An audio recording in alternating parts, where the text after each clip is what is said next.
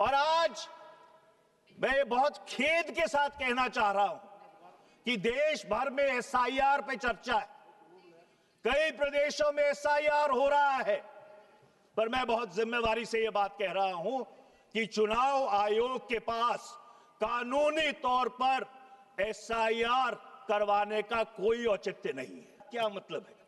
इसका मतलब यह है कि ना संविधान में ना कानून में स्पेशल इंटेंसिव रिवीजन का कोई प्रावधान है। यह सिर्फ एक अख्तियार चुनाव आयोग को दिया गया था कि अगर किसी क्षेत्र में कोई गड़बड़ी है इलेक्टोरल रोल के साथ, कोई मतदाता सूची ठीक नहीं है, तो उसको ठीक करने के लिए for reasons to be recorded in writing and reasons to be made public, तो ही आप एसआईआर कर सकते हैं। आप पूरे बिहार के लिए एसआईआर नहीं कर सकते, आप पूरे केरल के लिए एसआईआर नहीं कर सकते, आप पूरे पश्चिम बंगाल के लिए एसआईआर नहीं कर सकते।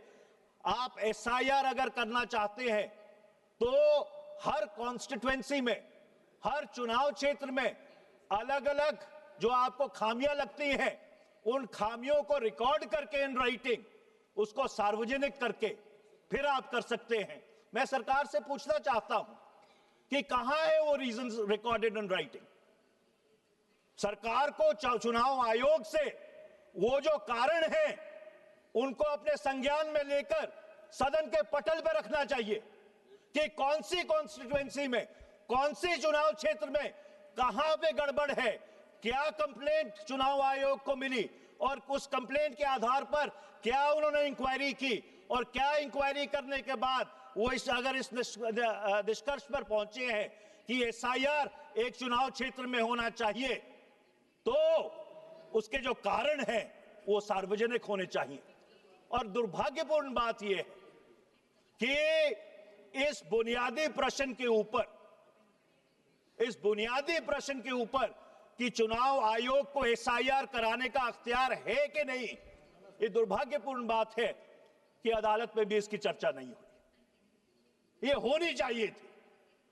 और आज मैं सरकार से मांग करना चाहता हूं कि हर संसदीय क्षेत्र, हर असेंबली क्षेत्र जहां पे एसआईआर हो रहा है, उसके कारण क्या है वो सदन के पटल पे रखने चाहिए।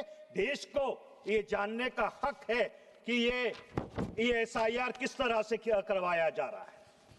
अब मैं ईवीएम्स पे आता हूं अध्यक्ष।